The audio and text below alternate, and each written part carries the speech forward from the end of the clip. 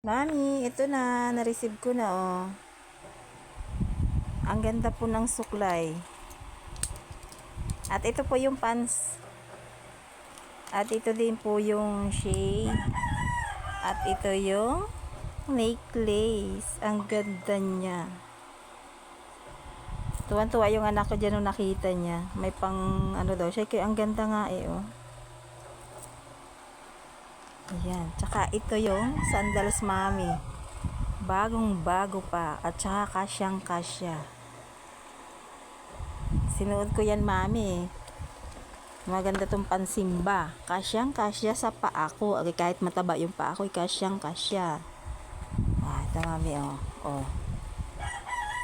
Sakto. Kasyang-kasya sa paa ko. Kaya guys, ano pang hinihintay ko mo? Active lang parati sa mga live sa Facebook at FB. Facebook at YT. Oh. Hindi lang yan, marami na akong na-receive sa kanya.